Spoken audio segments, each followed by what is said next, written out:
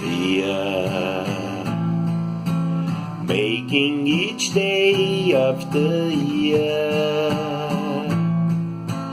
changing my life with a wave of her hand.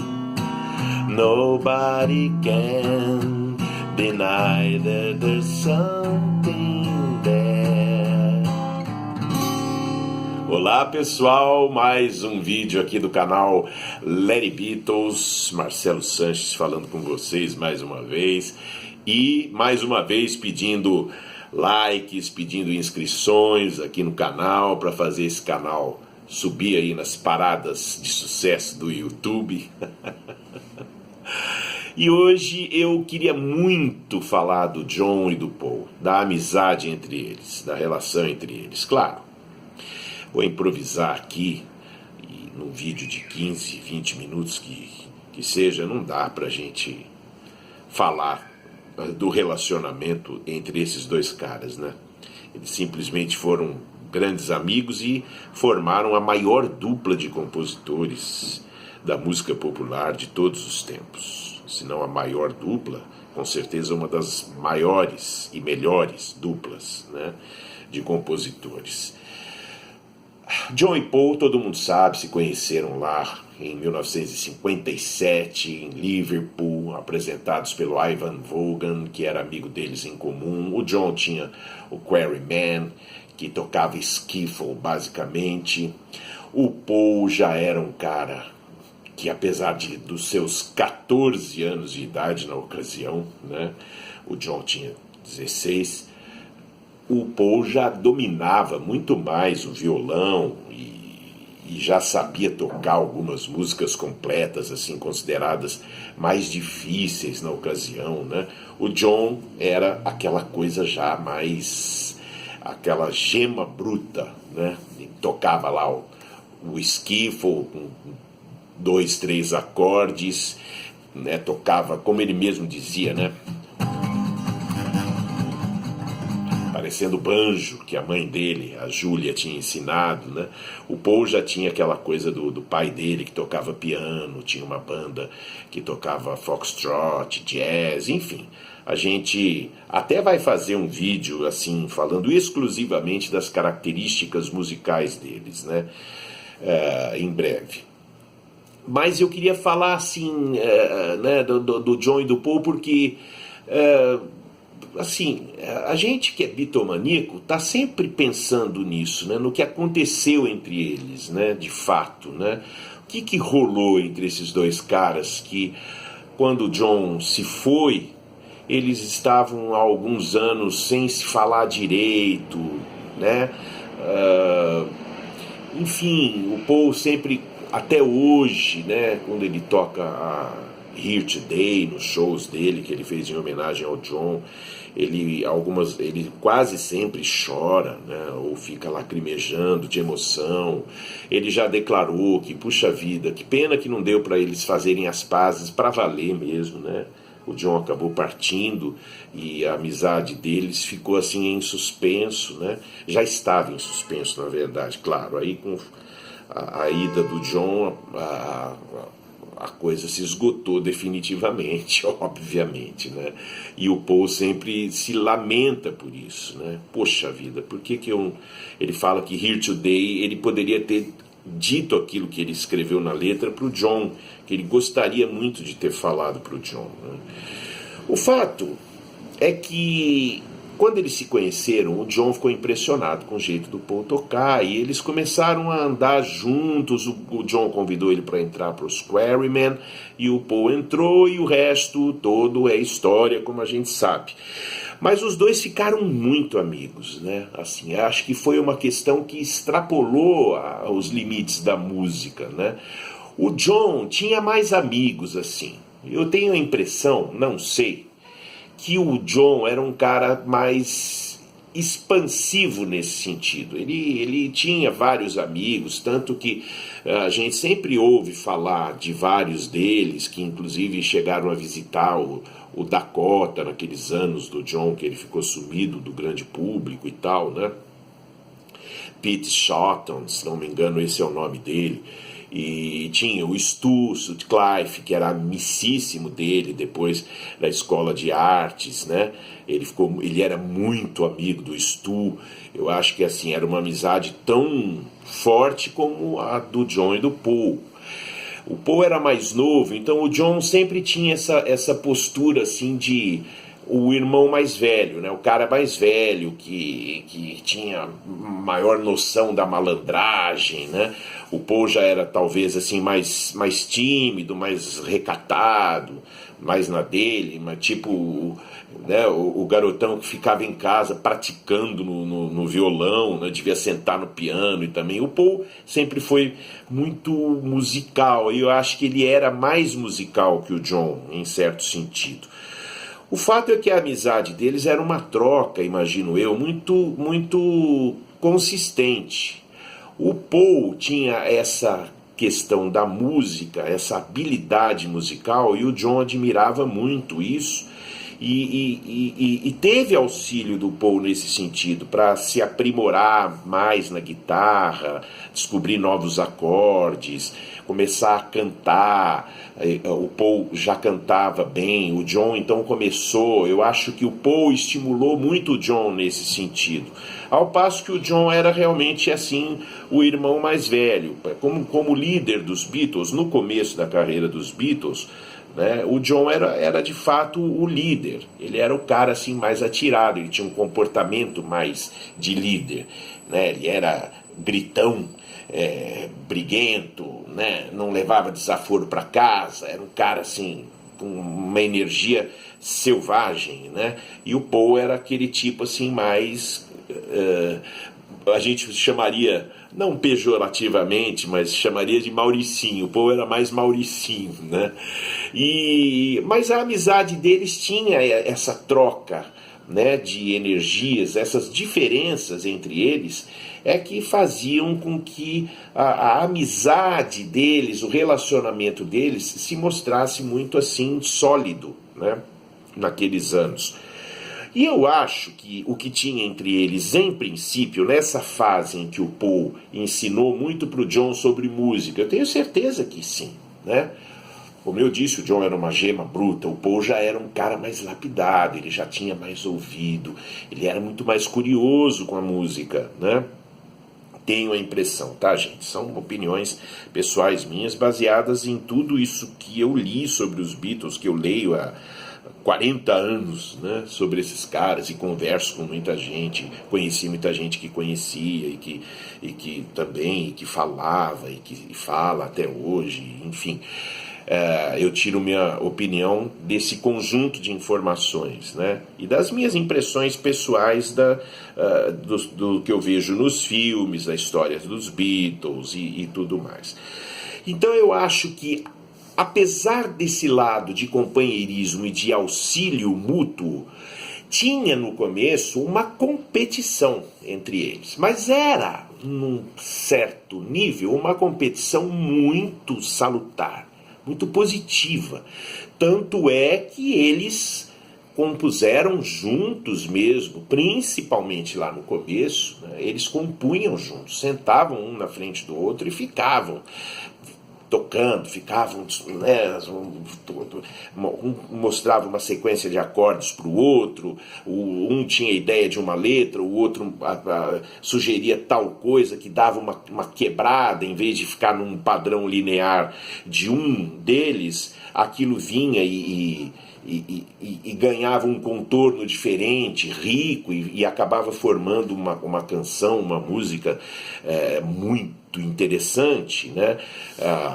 Mas paralelamente a isso, é claro, eu acho que principalmente na medida em que assim, a frequência maior, mais acelerada, em que eles se viram na necessidade de gravar discos, na medida em que foram fazendo sucesso, é claro, e também porque começaram a passar mais tempo cada um na sua casa. O John era casado com a Cynthia desde cedo, o Paul foi namorar a Jane Asher. Eles começaram a ter, enfim, momentos assim mais longos, apesar da convivência assídua durante a Beatlemania, eles começaram a ter envolvimento um tempo maior individualmente, vamos dizer, e começaram, claro, a fazer cada vez mais as músicas deles, cada um fazia a sua música e começava a mostrar para o outro meio que só para ouvir do outro, assim, que estava legal, que a composição estava bacana e tal. As sugestões foram diminuindo, assim, do tipo, as canções mesmo em parceria, elas foram diminuindo com o tempo, né?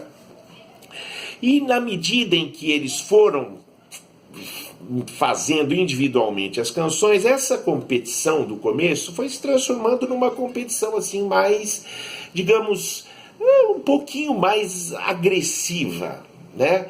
O Paul deslanchou, né, gente? Depois do fenômeno Yesterday, o Paul deslanchou como compositor e começou a mostrar que ele tinha um talento que ia para muito além do rock and roll, né? E o John, ele também tinha, mas o John, ele era um cara assim mais, vamos dizer, ele continuava com aquela porção gema bruta dele. Ele era um cara que tinha umas ideias melódicas muito bonitas, mas ele usava assim, um número menor de divisões, de notas, de desenhos melódicos. Os desenhos melódicos do John eram mais simples do que os do Paul. Os do Paul tinham nuances mais sutis e combinações que soavam assim muito fortes, assim, que sempre aproximaram o Paul de uma categoria de composição muito sofisticada, né? O John, ele era sofisticado também, mas ele se manteve num patamar de maior simplicidade e proximidade com a ideia visceral do rock, né? Eu acho que na medida em que essas diferenças entre eles foram surgindo, essa competição ganhou um caráter mais assim, agressivo, como eu disse, de desafio e de comparação, né? O John, principalmente, começou a se comparar muito com o Paul.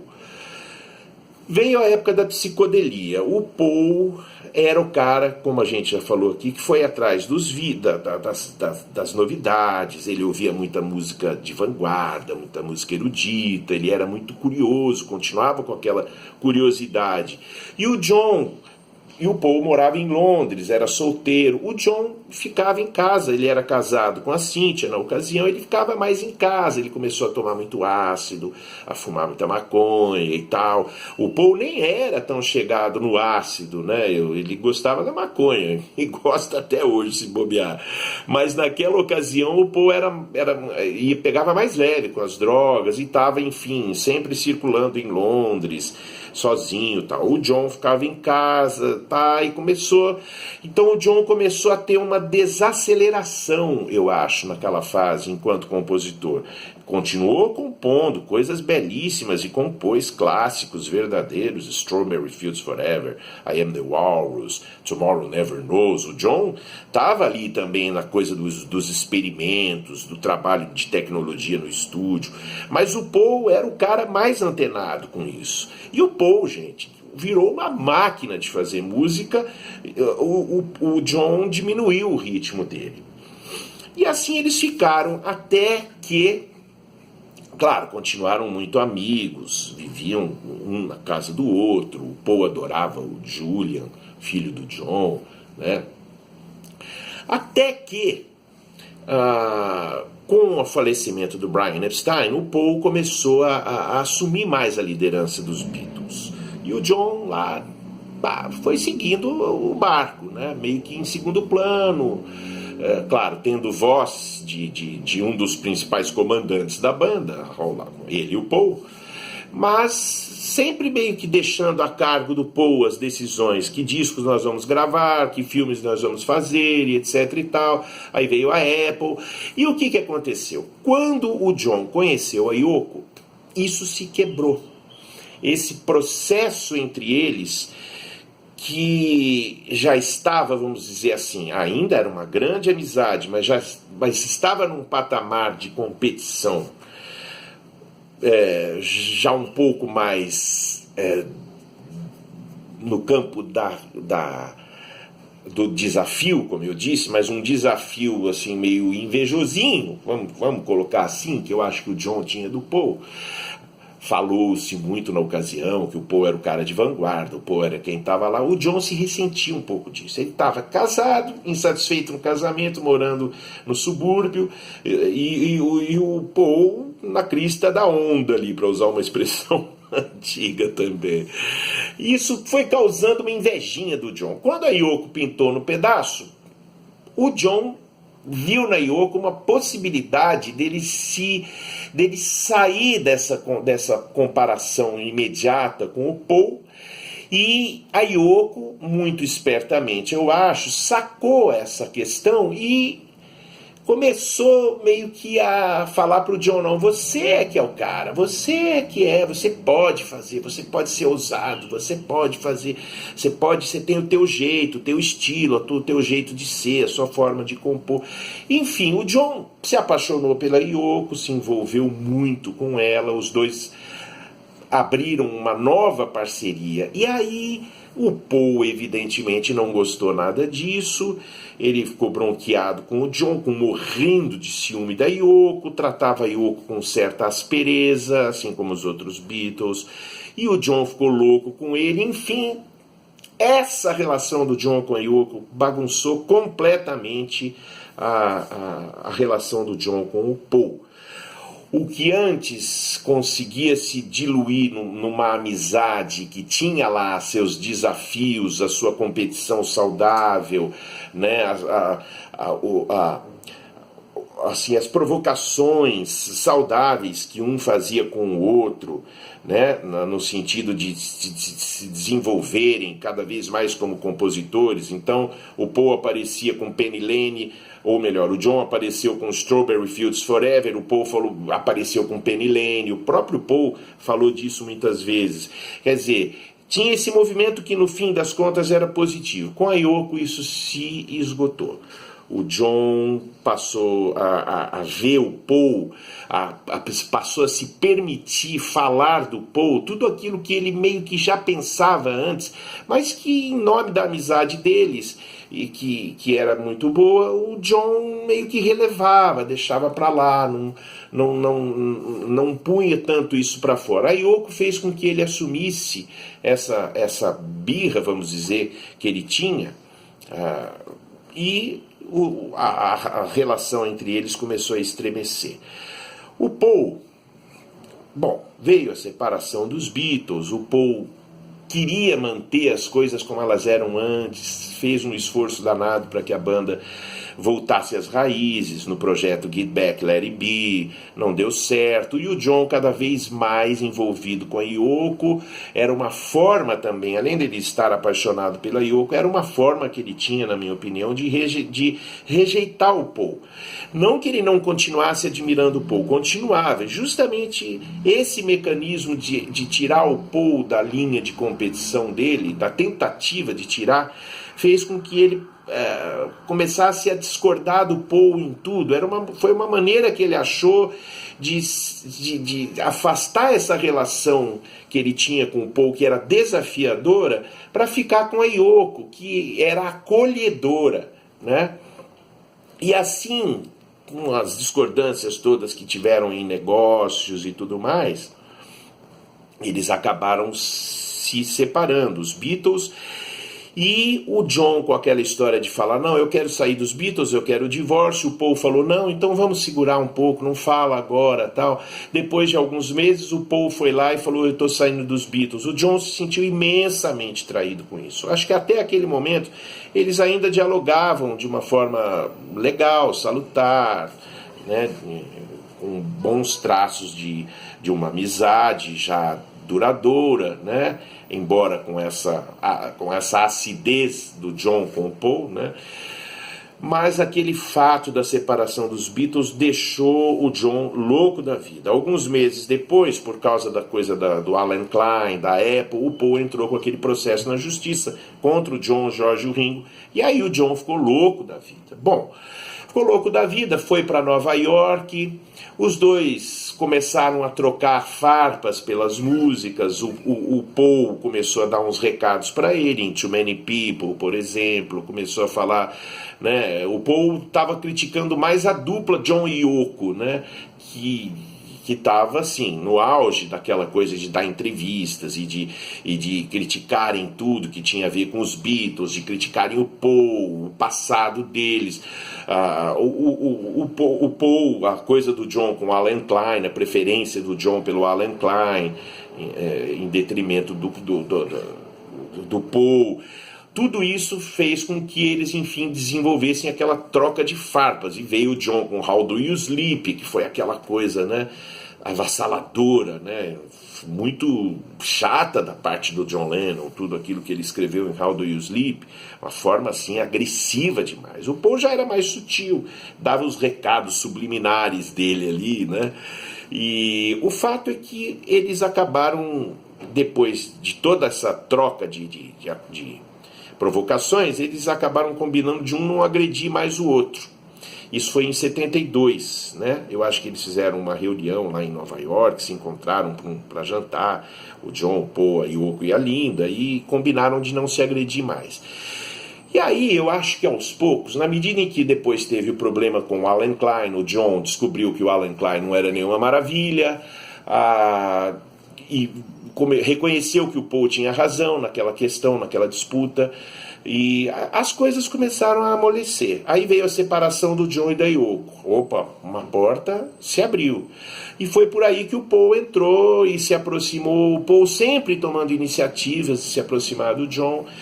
Eles se reaproximaram com muito mais vontade do Paul do que do John. O John estava lá, ficava na dele, naquela posição assim, né, meio orgulhosa de não se atirar para esse relacionamento novamente, né? Eles estavam realmente se aproximando. O Paul ia para os Estados Unidos, o John não podia sair dos Estados Unidos, o Paul ia para lá muitas vezes, eles se encontravam, conversavam, o Paul começou a fazer visitas no Dakota, visitas de surpresa. Bom, o John voltou com a Yoko, bem no momento em que eles estavam combinando uma participação do John no disco Venus on Mars do Paul. Ou seja, com o estímulo da May Pang, essa amizade entre o John e o Paul estava voltando. Até que a Yoko voltou e tudo aquilo que tinha acontecido em 1968 começou a acontecer outra vez. A Yoko sacou que aquela amizade ia voltar a ficar forte novamente, apesar do John, desse orgulho do John, dessa coisa assim meio de ironizar o Paul aqui e ali e tal.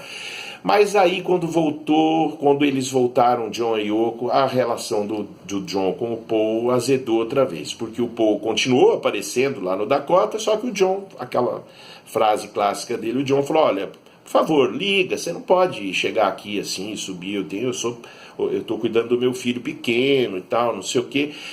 E aí eles se afastaram novamente. O Paul ficou ofendido com a coisa e se afastou do John. E o John, tenho a impressão que assim, não ligou. Mas no fundo, aquela competição do John com o Paul continuou. Tanto é que há relatos da Yoko dizendo que o John, muitas vezes, assim, no meio da noite, numa insônia, ele falava para o Yoko, porra, eu me sinto tão mal, todo mundo gosta das músicas do Paul, ninguém gosta das minhas.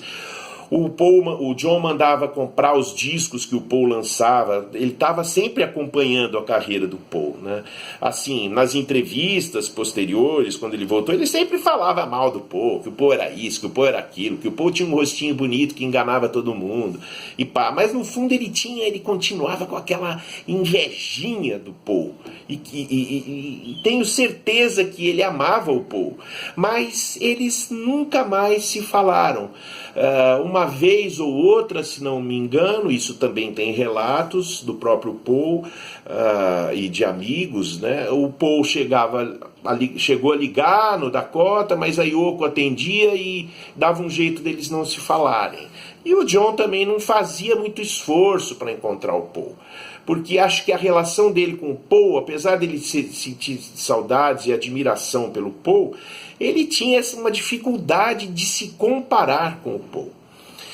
E foi assim que, com aquele acontecimento trágico de 8 de dezembro de 1980, o John se foi e essa amizade entre eles estava em baixa, eles estavam afastados, não conseguiram se ligar, né, novamente. Eu acho que o Paul ficou chateado, desenvolveu também um orgulho maior, ficou ofendido com aquele fora que o John deu nele em 1976 no Dakota, e também ficou na dele.